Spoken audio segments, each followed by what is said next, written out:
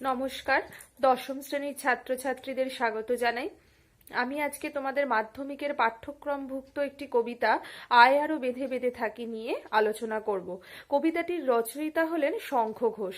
শঙ্খ ঘোষের জন্ম 1932 সালের 5ই ফেব্রুয়ারি। তো বোঝাই যাচ্ছে যে তিনি আধুনিক কবি এবং আধুনিক চিন্তা চেতনা ভাবধারা সবকিছুই কিন্তু তার কবিতায় প্রতিফলিত হয়েছে।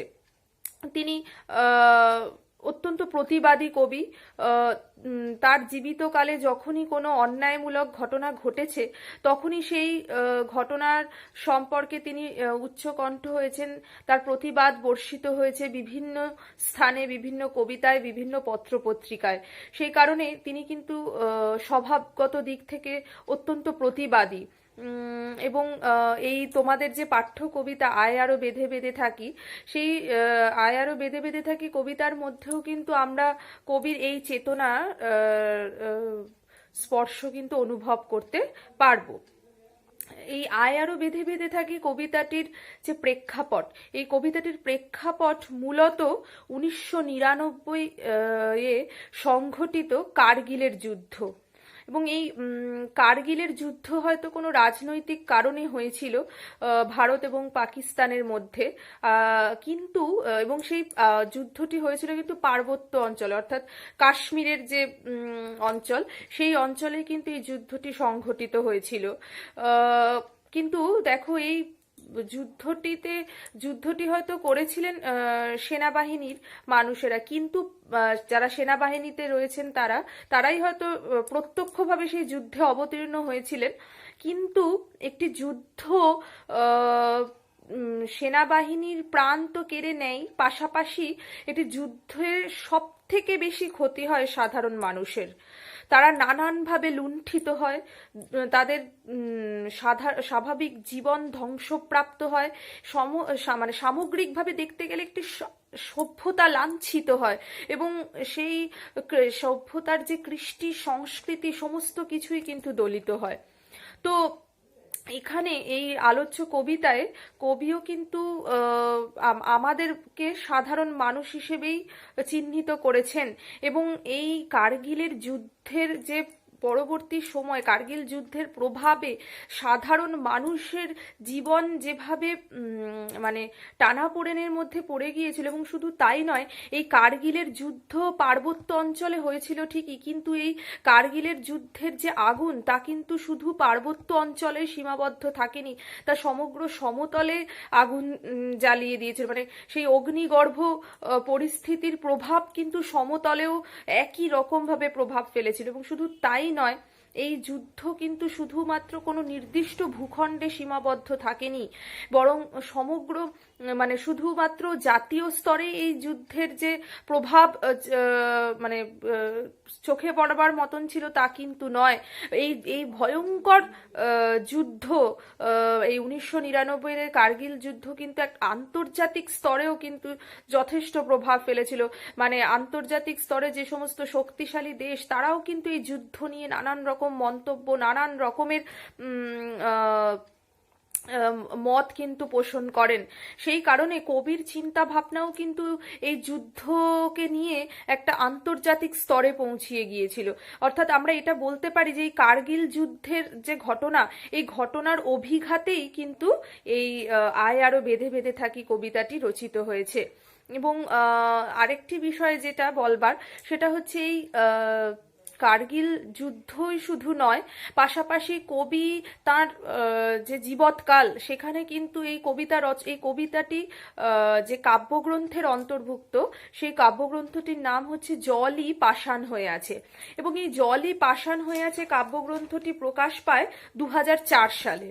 এই 2004 সালে এই কাব্যগ্রন্থটি প্রকাশ পায়, আর এই কার্গিল যুদ্ধ কিন্তু ঘটে 1999, এবং তার পরবর্তী সময়েও যে ভয়াবহ অবস্থার মধ্যে দিয়ে আমাদের দেশ এবং সারা বিশ্বের যে ভয়ঙ্কর পরিস্থিতি তিনি প্রত্যক্ষ করেছেন, প্রভাবে কিন্তু এবং তারই প্রভাবেই কিন্তু তিনি এই কবিতাটি রচনা করেছেন। এবং এই কার্গিল যুদ্ধের যে ভয়ঙ্কর অভিঘাত, তাতে কবি কিন্তু ব্যথিত হয়েছেন এবং কবি এর থেকে মুক্তির আশা করেছেন, এবং তার জন্যই কিন্তু তিনি এই কবিতাটি রচনা করেছেন। এই কার্গিল যুদ্ধটিকে আমরা বলতে পারি যে ইমিডিয়েট কজ এই কবিতা রচনার পিছনে অব্যবহিত কারণ। কিন্তু শুধু কার্গিল যুদ্ধই নয়, কবি কিন্তু তার জীবৎকালে আরো নানান রকমের সাম্প্রদায়িক দাঙ্গা, পাশাপাশি মানে রাজনৈতিক আদর্শহীনতা, সাম্রাজ্যবাদী আগ্রাসন, এগুলিকে প্রত্যক্ষ করেছেন। মানে সাম্রাজ্য দখলের জন্য যে ভয়ঙ্কর লড়াই, পাশাপাশি সাম্প্রদায়িক যে দাঙ্গা, অর্থাৎ আমরা জানি যে আমাদের দেশ ভাগটাই কিন্তু হয়েছিল প্রধানত ধর্মীয় কারণে, এবং এই সম্প্রদায়গত যে বিরোধ বিদ্বেষ, তা কিন্তু মানে প্রথম থেকেই আমাদের দেশে কিন্তু চলমান। এবং শুধু তাই নয়, রাজনৈতিক ক্ষেত্রেও কোনো আদর্শ নেই, কোনো এই আদর্শহীনতা কবিকে কিন্তু প্রচন্ড ব্যথিত এবং মানে উচ্চ কণ্ঠে মানে কবিকে প্রতিবাদ করতে বাধ্য করেছিল, এবং কবি মনে করেছেন যে এর থেকে মুক্তির কোনো পথ প্রয়োজন, এবং সেই মুক্তির পথই যেন তিনি নির্দেশ করেছেন এই কবিতার মধ্যে দিয়ে। ঠিক আছে, তো আমরা এবার একটু কবিতার মধ্যে প্রবেশ করব। তোমরা প্রত্যেকেই কবিতাটির খুলবে।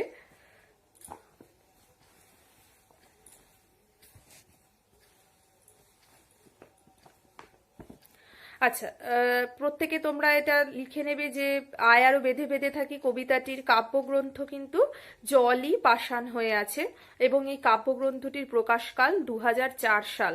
সবসময় যখনই কোনো আমরা কবিতা পড়ব, তখনই সেই কবিতা রচনার পিছনে যে প্রেক্ষাপট, সেই প্রেক্ষাপট বিচার করতে গেলে কবিতা রচনার বা কাব্যগ্রন্থের রচনার সময়কালটি জানা অত্যন্ত প্রয়োজন, এবং সময়কালটি জানলেই কিন্তু তার আশেপাশে সময়ের কোনো বিশেষ ঘটনাকে কেন্দ্র করেই কিন্তু প্রভাব তার কবিতার মধ্যে আমরা দেখতে পাই, কবিদের কবিতার মধ্যে। তো সেক্ষেত্রে শঙ্খ ঘোষের কবিতার মধ্যেও কিন্তু সেই কারণে এই কার্গিল যুদ্ধের অভিঘাতের যে প্রভাব, তা কিন্তু আমরা খুঁজে পাই। কারণ এই যুদ্ধ মধ্যযুগীয় বর্বরতাকেও অতিক্রম করেছিল, আধুনিক সময়ে দাঁড়িয়েও কিন্তু মধ্যযুগীয় যে বর্বরতা, তাকেও অতিক্রম করেছিল এই ভয়ঙ্কর যুদ্ধ। এবং সেই কারণেই কিন্তু কবি এর থেকে মুক্তির পথ খুঁজেছেন, এবং কবি অত্যন্ত ব্যথিত চিত্তে কিন্তু এই কবিতাটি রচনা করেছেন, এবং হতাশাগ্রস্ত অবস্থায় তিনি এই কবিতাটি রচনা করতে বাধ্য হয়েছেন। দেখো, আমরা কবিতার মধ্যে প্রবেশ করছি। আমাদের ডান পাশে ধস, আমাদের বায়ে গিরিখাদ, আমাদের মাথায় বোমারু, পায়ে পায়ে হিমানির বাঁধ, আমাদের পথ নেই কোনো, আমাদের ঘর গেছে উড়ে। তাহলে দেখো, এখানে আমাদের বলতে আবারও আমি তোমাদের বললাম যে এই যে কোনো যুদ্ধে সব থেকে বেশি ক্ষতিগ্রস্ত হয় সাধারণ মানুষ, কারণ তারা নানানভাবে অপদস্থ, নানানভাবে অবহেলিত, নানানভাবে লুণ্ঠিত হয়। এবং সেই কারণেই কিন্তু কবি এখানে আমাদের বলতে সাধারণ মানুষকে বুঝিয়েছেন, অর্থাৎ আমাদের মতন সাধারণ মানুষ।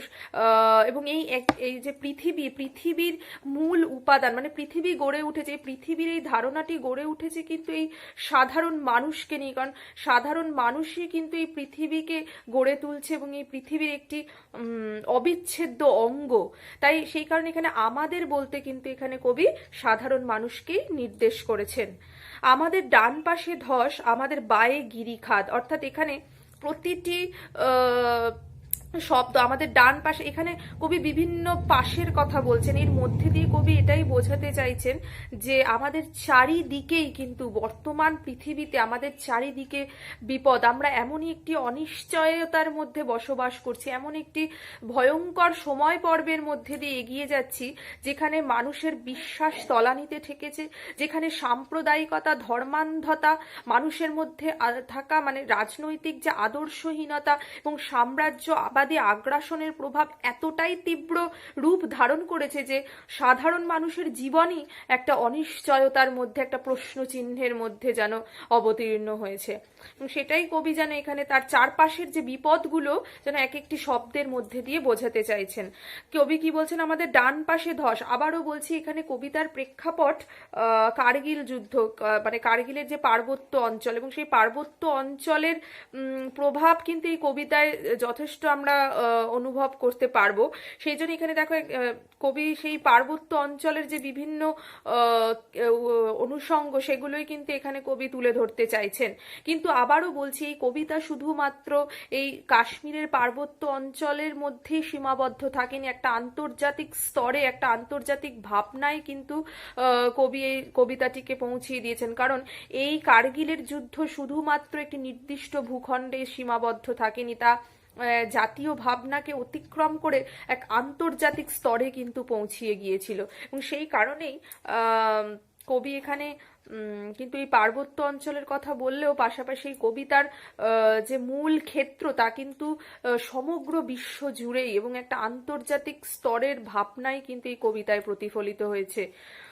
তাহলে দেখো, আমাদের ডান পাশে ধস। ধস বলতে এখানে বিনাশকেই চিহ্নিত করছে, একটি যুদ্ধ সমগ্র সভ্যতাকে বিনাশ প্রাপ্ত করে, সমগ্র সভ্যতাকে ধ্বংস করে দেয়।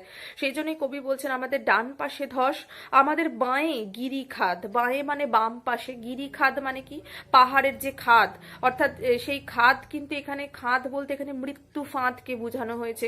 যে কোনো মুহূর্তেই কিন্তু আমরা এই যুদ্ধের অভিঘাতে আমাদের জীবন বিপন্ন হতে পারে, আমরা মৃত্যু মুখে পতিত হতে পারি, আমাদের জীবনের কোনো মূল্য বর্তমান পৃথিবীতে কিন্তু নেই। আমাদের মাথায় বোমারু, পায়ে পায়ে হিমানির বাঁধ। তাহলে কি বলছেন কবি, আমাদের মাথায় বোমারু। বোমারু মানে কি, যে বিমান থেকে বোমা নিক্ষেপ করা হয়, অর্থাৎ যুদ্ধের সময় বিমানের মধ্যে দিয়েও কিন্তু বোমা নিক্ষেপ করা হয় যে কোনো, যে যুদ্ধে যে অঞ্চলে যুদ্ধ হচ্ছে সেখানে।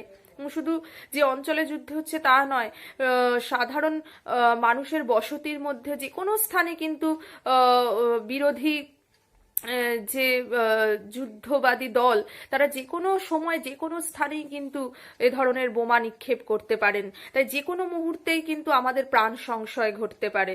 পায়ে পায়ে হিমানির বাঁধ। হিমানি মানে কিন্তু বরফের যে বড় বড় চাই, সে তার বাঁধ।